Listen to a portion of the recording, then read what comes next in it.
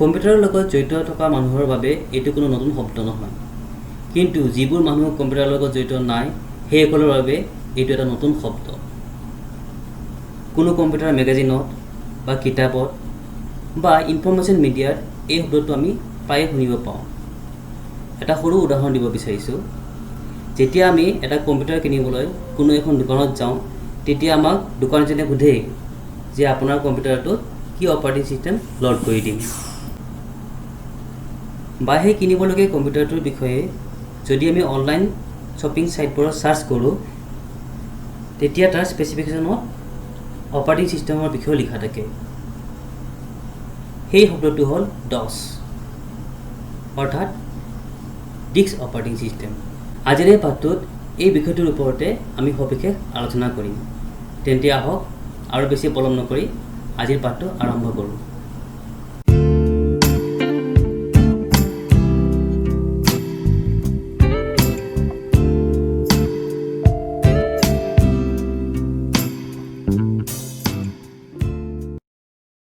MS-DOSৰ বিষয়ে জনাৰ আগতে আমি দুটা কথা জানি ল'ব লাগিব: CUI আৰু GUI কি।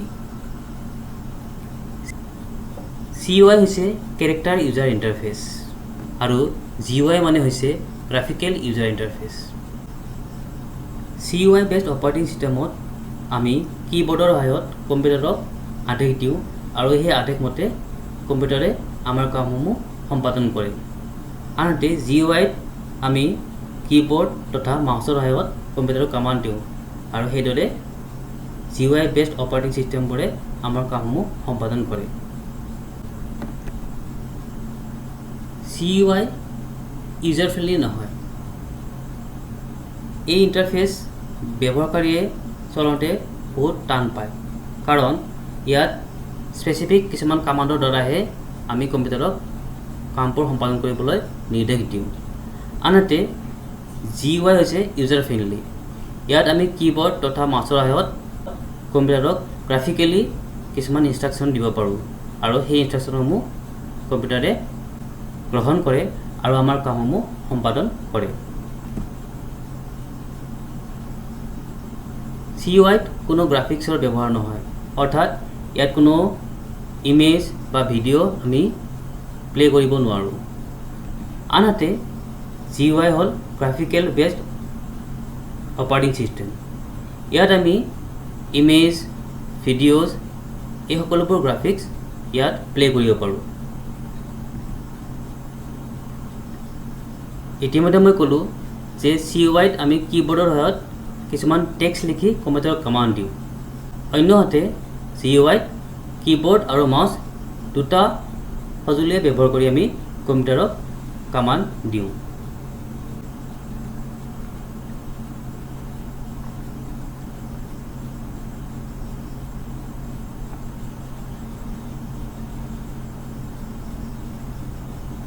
CUI বেছড অপাৰেটিং ছিষ্টেমৰ এটা ভাল উদাহৰণ হৈছে MS-DOS, যিটো নেকি আজি আমি এই পাঠটোত আলোচনা কৰিম। আজিকালিৰ দিনত GUI বেছড অপাৰেটিং ছিষ্টেম আমি ব্যৱহাৰ কৰোঁ, যেনে Windows 7, Windows 8, Windows 10। MS-DOS হৈছে এটা ছিংগল ইউজাৰ অপাৰেটিং ছিষ্টেম, য'ত এটা সময়ত কেৱল এজন ইউজাৰেহে কাম কৰিব পাৰে। ই হ'ল এটা CUI based operating system. CUI বিষয়ে ইতিমধ্যে আমি আলোচনা কৰিছোঁ।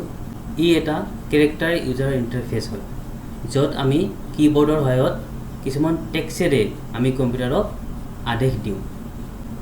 MS-DOSক ডিস্ক অপাৰেটিং ছিষ্টেম বুলিও কোৱা হয়, কাৰণ যেতিয়া আমি কম্পিউটাৰ এটা ছুইচ অন কৰোঁ, তেতিয়া কম্পিউটাৰ মেমৰিত পোনপ্ৰথমতে MS-DOSে লোড হয়। MS-DOSৰ প্ৰথম ভাৰ্জনটো মাইক্ৰ'ছফ্ট কোম্পানীয়ে ৰিলিজ কৰিছিল 1981 চনত।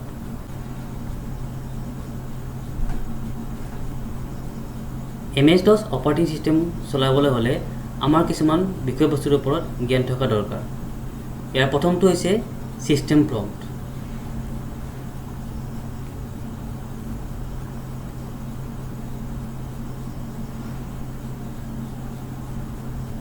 ছিষ্টেম প্ৰম্পট হৈছে এটা চিহ্ন। ইয়ে হৈছে MS DOSৰ ষ্টাৰ্টিং পইণ্ট, যাৰ সহায়ত ই ব্যৱহাৰকাৰীৰ লগত সংযোগ স্থাপন কৰে। MS DOSৰ সহায়ত কম্পিউটাৰত দিয়া প্ৰতিটো কমাণ্ডৰ লগতে আমি ছিষ্টেম প্ৰম্পট লিখিবই লাগিব।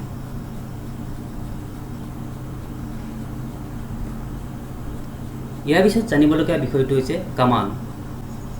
কামাণ্ডবোৰ হৈছে সেইবোৰ আদেশ বা নিৰ্দেশ যাৰ সহায়ত আমি কম্পিউটাৰক কোনো এটা কাৰ্য সম্পাদন কৰিবলৈ কওঁ।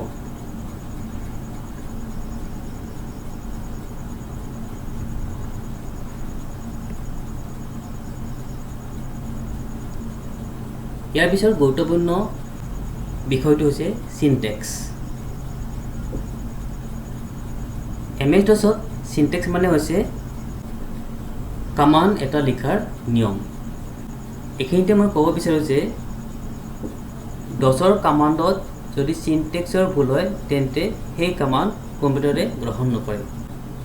এটা চিনটেক্স হ'ল ছিষ্টেম প্ৰম্পট আৰু কামাণ্ডৰ সংমিশ্ৰণ। ইয়াত এটা উদাহৰণ দিছোঁ, C:\\, এইখিনি হৈছে ছিষ্টেম প্ৰম্পট আৰু তাৰ লগত টাইম কামাণ্ড ব্যৱহাৰ কৰিছোঁ। এই গোটেইখিনি মিলি এটা চিনটেক্স তৈয়াৰ হৈছে।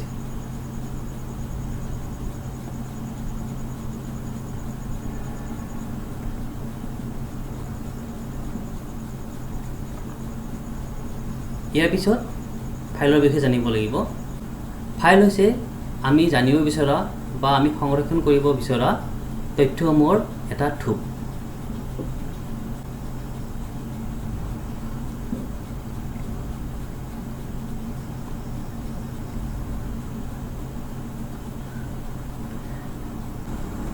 আমি সঞ্চয় কৰি থকা ফাইলসমূহ আৰু সাব ডাইৰেক্টৰিজসমূহ য'ত আমি ৰাখোঁ সেই ৰখা স্থানটোৱে হৈছে ডাইৰেক্টৰি। উইণ্ড'জত যেনেকৈ আমি ফাইলসমূহ এটা ফল্ডাৰৰ ভিতৰত সংৰক্ষণ কৰি থওঁ, ঠিক তেনেদৰে MS DOSত আমি তৈয়াৰ কৰা ফাইলসমূহ ডাইৰেক্টৰিৰ ভিতৰত সংৰক্ষণ কৰি থওঁ। এতিয়া আমি MS DOSৰ কিছুমান কামাণ্ডৰ বিষয়ে আলোচনা কৰিম। ইয়াত আমি আজি 10টা কামাণ্ডৰ বিষয়ে আলোচনা কৰিম। এইকেইটা হ'ল MS DOSৰ বেছিক কামাণ্ড। প্ৰথমটো হৈছে ডেট কামাণ্ড। এই কামাণ্ডৰ সহায়ত আমি এটা কম্পিউটাৰৰ বৰ্তমানৰ তাৰিখটো জানিব পাৰোঁ। আৰু ইয়াৰ চিনটেক্সটো হ'ল C:\\, আৰু ইয়াত লিখিছোঁ ডেট। ইয়াৰ পিছত আমি এণ্টাৰ মাৰিব লাগিব। ইয়াত C:\\, এইখিনি হৈছে ছিষ্টেম প্ৰম্পট আৰু ডেটটো হৈছে কামাণ্ড, আৰু এই গোটেইখিনি মিলি হৈছে চিনটেক্স। ইয়াৰ পিছত টাইম কামাণ্ড। টাইম কামাণ্ডৰ সহায়ত আমি এটা কম্পিউটাৰৰ বৰ্তমান সময়টোৰ বিষয়ে জানিব পাৰোঁ। চিনটেক্সটো ইয়াত উল্লেখ কৰা আছে। ইয়াৰ পিছত ভলিউম কামাণ্ড। ভলিউম কামাণ্ডৰ সহায়ত আমি এটা কম্পিউটাৰৰ ভলিউম লেভেল অৰ্থাৎ কম্পিউটাৰটোৰ নাম তথা কম্পিউটাৰটোৰ চিৰিয়েল নাম্বাৰ গম পাব পাৰোঁ। চিনটেক্সটো হ'ল C প্ৰম্পটৰ সৈতে VOL লিখি এণ্টাৰ মাৰিব লাগিব। ইয়াৰ পিছত কলন কামাণ্ড। কলন কামাণ্ডৰ সহায়ত আমি কোনো এটা এক্টিভ ড্ৰাইভ চেঞ্জ কৰিব পাৰোঁ। ইয়াত আমি প্ৰম্পট হিচাপে C ড্ৰাইভ লৈছোঁ। যদি আমি প্ৰম্পট হিচাপে D ড্ৰাইভ ল'ব বিচাৰোঁ তেন্তে আমি ইয়াত D লিখি কলন দিব লাগিব আৰু তাৰপিছত এণ্টাৰ মাৰিব লাগিব। তেতিয়া আমাৰ ছিষ্টেম প্ৰম্পটটো D ড্ৰাইভলৈ পৰিৱৰ্তন হ'ব। ইয়াৰ পিছত আমি শিকিম CLS কামাণ্ড। CLS কামাণ্ডে MS DOSৰ এখন স্ক্ৰীনক পৰিষ্কাৰ কৰি দিয়াত সহায় কৰে। ইয়াৰ চিনটেক্সটো হৈছে C প্ৰম্পটৰ সৈতে CLS আৰু এণ্টাৰ। মন ৰাখিম যে আমি প্ৰতিটো চিনটেক্সৰ পিছত কীবৰ্ডৰ পৰা এণ্টাৰ মাৰিব লাগিব। তেতিয়াহে কম্পিউটাৰে সেই নিৰ্দেশটো গ্ৰহণ কৰিব আৰু আমাক ফলাফলসমূহ স্ক্ৰীনত দেখুৱাব। ইয়াৰ পিছত আমি কপিকন কামাণ্ডটো আলোচনা কৰোঁ। কপিকন কামাণ্ডৰ সহায়ত আমি MS DOSত এটা ফাইল বনাব পাৰোঁ। ইয়াৰ সিনটেক্সটো কিছু কঠিন, কিন্তু মই প্ৰয়োগ কৰি দেখুৱাম, তেতিয়া আপোনালোকে এই কমাণ্ডটো সহজ পাব। ইয়াৰ সিনটেক্সটো হৈছে চি প্ৰম্পটৰ পিছত কপি লিখিব লাগিব, তাৰপিছত স্পেচ দিব লাগিব, অৰ্থাৎ আমি এবাৰ স্পেচ বাৰ প্ৰেছ কৰিব লাগিব, তাৰপিছত লিখিব লাগিব কন, আকৌ স্পেচ বাৰ প্ৰেছ কৰিব লাগিব, তাৰপিছত আমি দিব লাগিব ফাইলৰ এটা নাম। ফাইলৰ নামটো দিওঁতে আমি এটা কথা লক্ষ্য ৰাখিব লাগিব, যাতে সেই ফাইলটো অদ্বিতীয় হয়, অৰ্থাৎ তেনেকুৱা ধৰণৰ নামৰ ফাইল যাতে কম্পিউটাৰত আগৰ পৰাই সঞ্চয় হৈ নাথাকে। ইয়াৰ পিছত আমি আলোচনা কৰিম এডিট কমাণ্ড। এডিট কমাণ্ডৰ সহায়ত আমি কোনো এটা ফাইল পৰিৱৰ্তন কৰিব পাৰোঁ। অৰ্থাৎ যদি আমি কোনো এটা ফাইলৰ কণ্টেণ্টছখিনি চেঞ্জ কৰিব বিচাৰোঁ আৰু তাত কিছুমান কণ্টেণ্টছ আকৌ এড কৰিব বিচাৰোঁ বা আগৰ কণ্টেণ্টছখিনি ডিলিট কৰিব বিচাৰোঁ, তেন্তে আমি এডিট কমাণ্ড ব্যৱহাৰ কৰিম। ইয়াৰ সিনটেক্সটো হৈছে চি প্ৰম্পটৰ সৈতে এডিট মাৰি স্পেচ বাৰ মাৰিব লাগিব আৰু যিটো ফাইল আমি পৰিৱৰ্তন কৰিব বিচাৰোঁ সেই ফাইলটোৰ নাম লিখি এণ্টাৰ মাৰিব লাগিব।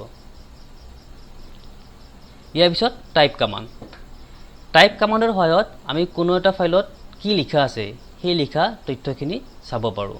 ইয়াৰ সিনটেক্সটো হৈছে চি প্ৰম্পটৰ লগত টাইপ মাৰিব লাগিব, স্পেচ বাৰ প্ৰেছ কৰি ফাইলৰ নামটো লিখিব লাগিব, যিটো ফাইলৰ কণ্টেণ্টছখিনি আমি চাব বিচাৰিছোঁ। ইয়াৰ পিছত ৰেন কমাণ্ড। ৰেন কমাণ্ডটো ব্যৱহাৰ কৰা হয় কোনো এটা ফাইলত নতুনকৈ নাম দিবলৈ বা সেই ফাইলৰ নামটো পৰিৱৰ্তন কৰিবলৈ। ইয়াৰ সিনটেক্সটো হৈছে চি প্ৰম্পটৰ লগত ৰেন লিখিব লাগিব, তাৰপিছত স্পেচ অৰ্থাৎ স্পেচ বাৰ প্ৰেছ কৰিব লাগিব, তাৰপিছত আমি লিখিব লাগিব অল ফাইল নেম অৰ্থাৎ আগতে দিয়া ফাইলৰ নামটো, তাৰপিছত স্পেচ বাৰ প্ৰেছ কৰিব লাগিব, ইয়াৰ ঠিক পিছতেই নতুনকৈ দিব বিচৰা ফাইলৰ নামটো লিখিব লাগিব। ইয়াৰ পিছত কীবৰ্ডৰ পৰা এণ্টাৰ মাৰিলে আমাৰ ফাইলটো ৰিনেম হৈ যাব। ইয়াৰ পিছত আমি শিকিম এক্সিট কমাণ্ড।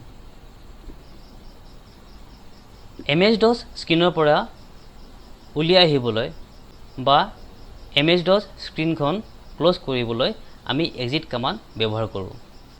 আপোনালোকে এই কমাণ্ডখিনিৰ এটা স্ক্ৰীনশ্বট মাৰি ল'ব পাৰে অথবা এটা বহীত টুকি ল'ব পাৰে, যাতে মোৰ প্ৰেক্টিকেল ক্লাছ শেষ হোৱাৰ পিছতে আপোনালোকে এইকেইটা আপোনালোকৰ নিজৰ নিজৰ কম্পিউটাৰ বা লেপটপত প্ৰেক্টিছ কৰি ল'ব পাৰে।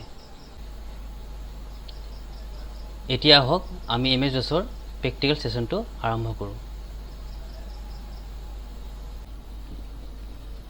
কম্পিউটাৰত MS-DOS খুলিবলৈ প্ৰথমতে আমি ষ্টাৰ্ট বাটনত ক্লিক কৰিব লাগিব, তাৰপিছত অল প্ৰগ্ৰেমছত ক্লিক কৰিম। ইয়াৰ ঠিক ওপৰতে এচেছৰিজ বুলি এটা ফল্ডাৰ পাম, তাত আমি ক্লিক কৰিলে কমাণ্ড প্ৰম্পট বুলি ইয়াত এটা অপশ্যন দেখা যাব। ইয়াত ক্লিক কৰিলে MS-DOS খোল খাব। এতিয়া আমি এইখন উইণ্ড' কাট কৰি দিছোঁ।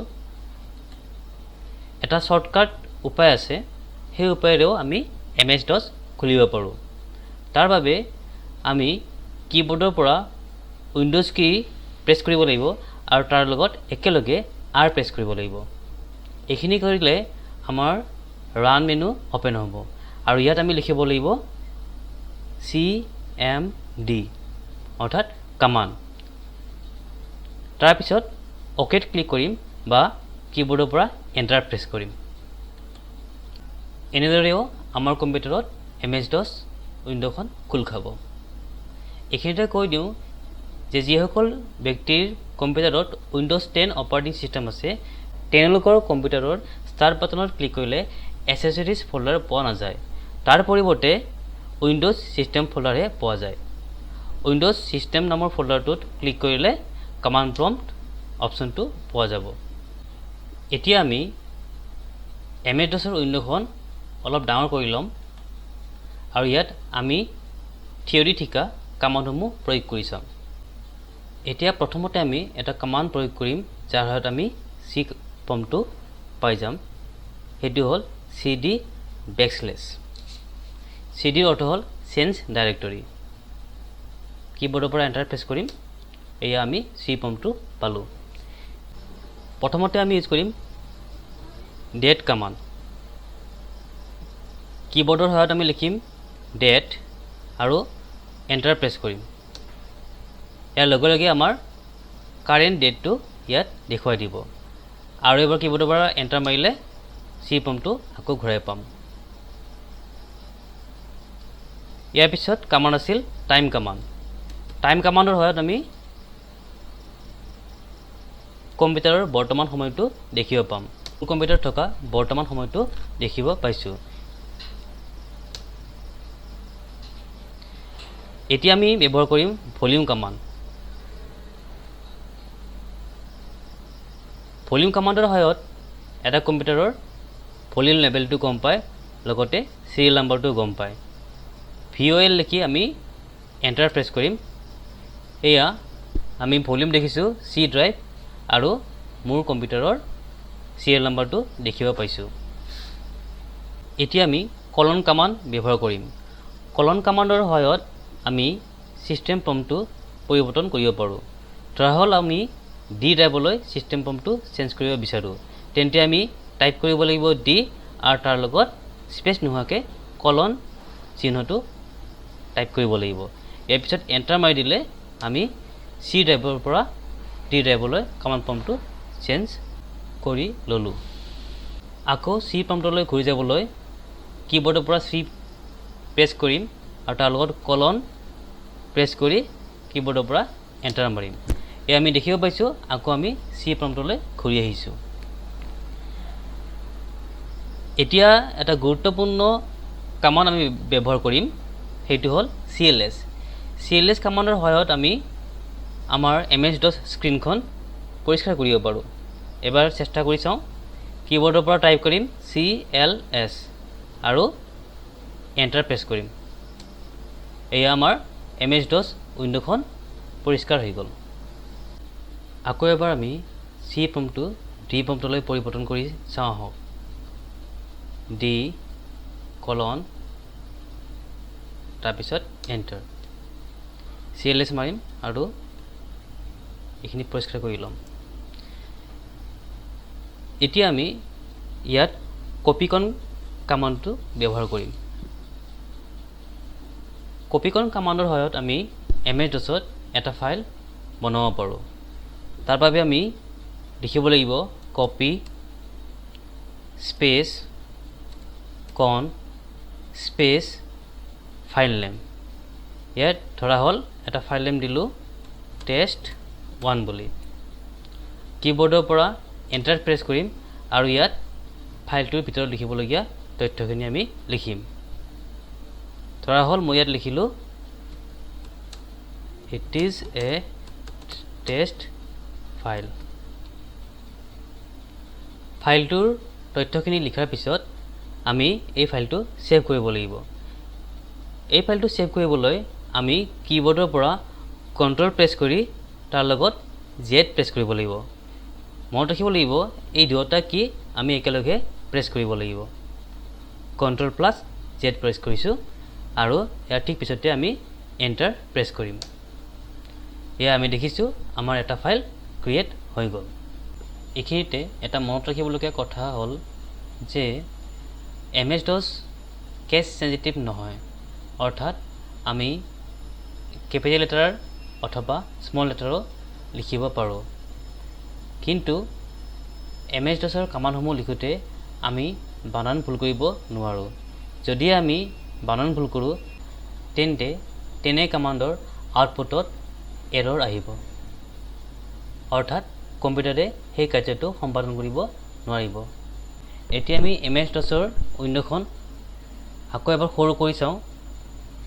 আমি এটা কমাণ্ড ভুলকৈ টাইপ কৰি চাওঁ আহক। ধৰা হ'ল ডেট কমাণ্ডটো আমাৰ লিখোঁতে কিবা কাৰণত ডাবলি লিখা গ'ল। ইয়াত আমি কমাণ্ডৰ বানানটো ভুল কৰিছোঁ। যদি আমি ইয়াত এণ্টাৰ প্ৰেছ কৰোঁ তেতিয়া কম্পিউটাৰে আমাক এৰৰ মেছেজ দেখুৱাব। সেয়ে আমি MS-DOSৰ কমাণ্ডসমূহ টাইপ কৰোঁতে একেবাৰে শুদ্ধকৈ টাইপ কৰিব লাগিব। এতিয়া আমি এডিট কমাণ্ডটো প্ৰয়োগ কৰি চাম। এডিট কমাণ্ডৰ সহায়ত আমি বনোৱা ফাইলটোৰ কণ্টেণ্টখিনি চেঞ্জ কৰিব পাৰোঁ। তাৰ বাবে আমি টাইপ কৰিব লাগিব এডিট স্পেচ তাৰ লগত লিখিব লাগিব ফাইলৰ নাম। ইয়াত আমি test1 লিখিছোঁ। কীবোৰ্ডৰ পৰা এণ্টাৰ প্ৰেছ কৰাৰ লগে লগে আমাৰ চকুৰ সন্মুখত এখন নীলা কালাৰৰ স্ক্ৰীন খুলিব। ইয়াত আমি ফাইলৰ নামৰ সৈতে ফাইলৰ কণ্টেণ্টছখিনিও দেখা পাইছোঁ। ইয়াত প্ৰয়োজন অনুসৰি ফাইলটোৰ কণ্টেণ্টখিনি চেঞ্জ কৰি ল'ব লাগিব আৰু ফাইল মেনুত ক্লিক কৰি আমি পৰিৱৰ্তন কৰা তথ্যখিনি ছেভ কৰি ল'ব লাগিব। তাৰপিছত আকৌ এবাৰ ফাইল মেনুত ক্লিক কৰি এক্সিট বাটনত ক্লিক কৰিলে আমি এই এডিট উইণ্ডখনৰ পৰা ওলাই আহিম। এতিয়া আমি ব্যৱহাৰ কৰিম টাইপ কমাণ্ড। টাইপ কমাণ্ডৰ সহায়ত আমি কোনো এটা ফাইলৰ ভিতৰত কি তথ্য সোমাই আছে সেই তথ্যখিনি চাব পাৰোঁ। তাৰ বাবে আমি লিখিব লাগিব টাইপ স্পেচ সেই ফাইলৰ নামটো, যিটো ফাইলৰ ভিতৰত তথ্যখিনি আমি চাব বিচাৰিছোঁ। ইয়াত আমি লিখিম test1 বুলি আৰু এণ্টাৰ প্ৰেছ কৰিম। ইয়াত দেখুৱাইছে it is a test file, যিটো নেকি আমি test1 নামৰ ফাইলৰ ভিতৰত লিখি থৈছিলোঁ। ইয়াৰ পিছত আমি প্ৰয়োগ কৰিম ৰেন কমাণ্ড। ৰেন অৰ্থাৎ ৰিনেম। এই কমাণ্ডটোৰ সহায়ত আমি এটা ফাইলক নতুনকৈ নামকৰণ কৰিব পাৰোঁ। ইয়াৰ বাবে আমি টাইপ কৰিব লাগিব ren স্পেচ পুৰণি ফাইলৰ নামটো, ইয়াত আমি লৈছিলোঁ test1 বুলি, স্পেচ আমি নতুনকৈ দিব বিচৰা ফাইলৰ নামটো ইয়াত টাইপ কৰিব লাগিব। ধৰা হ'ল test2 আৰু কীবোৰ্ডৰ পৰা এণ্টাৰ প্ৰেছ কৰিম। আমাৰ এই ফাইলটো ৰিনেম হৈ গ'ল। ফাইলৰ নামটো পৰিৱৰ্তন হৈছে নে নাই চাবলৈ আমি এটা টেষ্ট কৰি চাওঁ। আমি টাইপ কমাণ্ডটো আকৌ এবাৰ ইয়াত ব্যৱহাৰ কৰি চাম। ইয়াত লিখিম আগৰ নামটো, যিটো আছিল test1। কীবোৰ্ডৰ পৰা এণ্টাৰ প্ৰেছ কৰিম। ইয়াত লিখা হৈছে the system cannot find the file specified. test1 নামৰ ফাইলটো বৰ্তমান আমাৰ কম্পিউটাৰত নাই, যিটো নেকি পৰিৱৰ্তন হয় test2 হ'ল। এতিয়া আমি টাইপ কমাণ্ড প্ৰয়োগ কৰি যদি test2 বুলি যিটো ফাইল আছে সেই ফাইলটো চাৰ্চ কৰোঁ আৰু এণ্টাৰ মাৰোঁ, তেতিয়া আমি আমাৰ আগৰ লিখা কণ্টেণ্টছখিনি পাই যাম। ইয়ে প্ৰমাণ কৰিলে যে আমাৰ test1 নামৰ ফাইলটো test2 লৈ পৰিৱৰ্তন হৈ গ'ল। আজি থিয়ৰীত দিয়া বেছিক কমাণ্ডকেইটাৰ শেষৰ কমাণ্ডটো আছিল এক্সিট কমাণ্ড। এক্সিট কমাণ্ডৰ সহায়ত আমি এই ডছ উইণ্ডখনৰ পৰা বাহিৰলৈ গুচি যাব পাৰোঁ। তাৰ বাবে আমি টাইপ কৰিব লাগিব এক্সিট আৰু কীবোৰ্ডৰ পৰা এণ্টাৰ প্ৰেছ কৰিম। এনেকৈ আমি MS-DOS উইণ্ডখন ক্ল'জ কৰিব পাৰোঁ। আজিৰ পাঠটো ইমানতে শেষ কৰিলোঁ। ইমান সময় এই পাঠটো ধৈৰ্য সহকাৰে আপোনালোকে চোৱাৰ বাবে মোৰ পিনৰ পৰা অশেষ ধন্যবাদ আগবঢ়ালোঁ। আৰু এটা নতুন পাঠৰ সৈতে অহাৰ প্ৰতিশ্ৰুতিৰে আজিলৈ এৰিছোঁ। ধন্যবাদ।